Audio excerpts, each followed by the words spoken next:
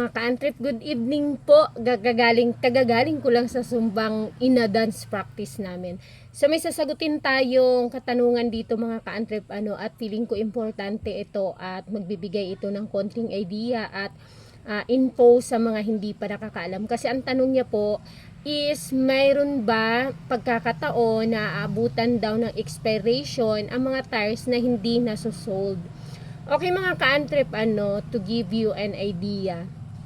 Ang tires po, yung mga interior, yan po ay kabilang sa ating mga basic items po dito sa mga motor parts business or sa mga motorcycle and repair shop po. So kapag basic maintenance, ibig sabihin kasama po din yan siya sa sinasabi or tinatawag nating mga fast moving items. So ano-ano ba yung mga fast moving items natin? Dahil may nagtanong din kung pag nag-umpisa ba ano ang mga dapat na mga unahin.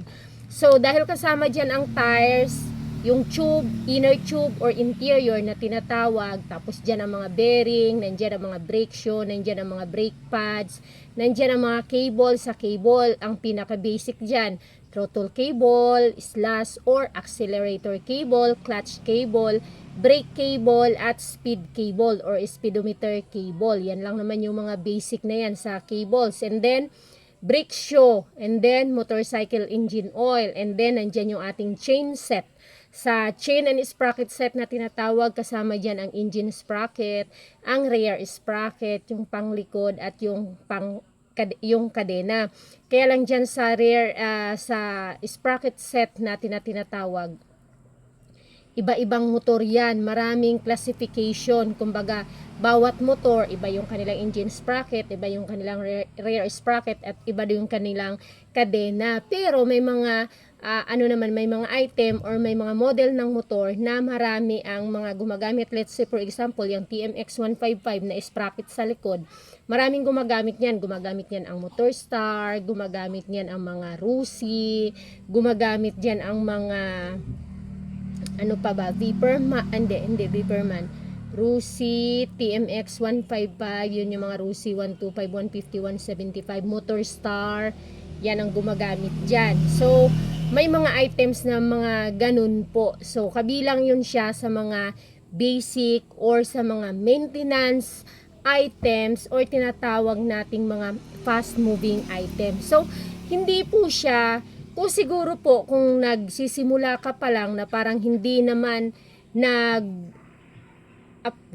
or hindi naman nag-evolve or hindi umusad yung iyong store or iyong shop, ay maabutan talaga ng expiration. Pero sa experience ko po, kahit nagsimula naman kami ng maliit doon sa first shop namin, and then ito second, hindi po umabot sa ganun dahil nga siya ay basic at fast moving.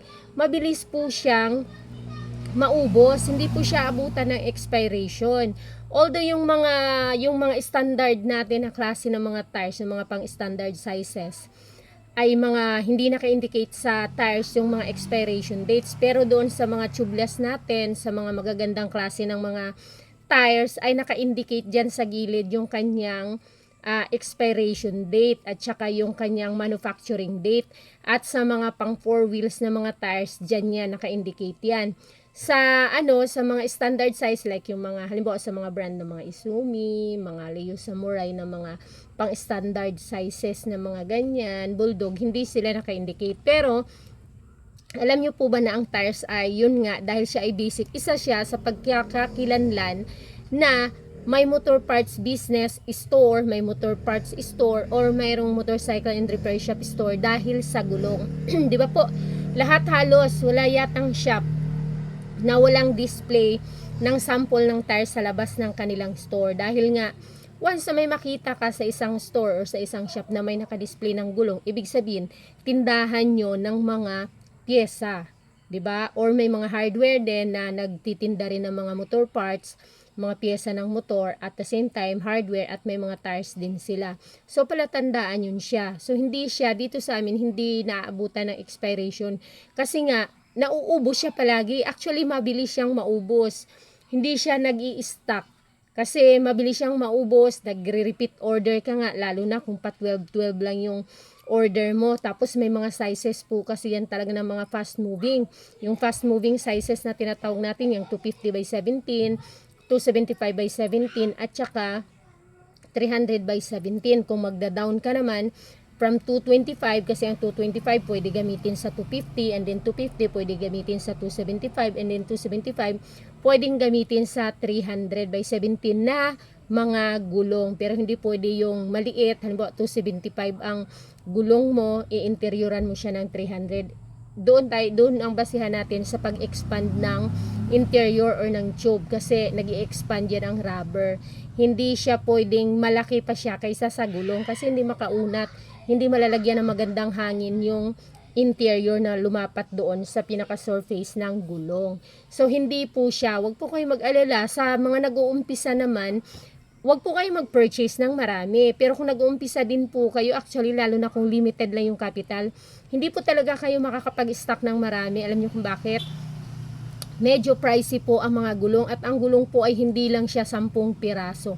Napakaraming klase ng mga gulong. Pagdating sa mga tires, may mga standard sizes tayo, may mga standard brands tayo. Yan yung mga pangpasada, mga pang single, pang harap, pang likod, iba-ibang brand ang meron sa market.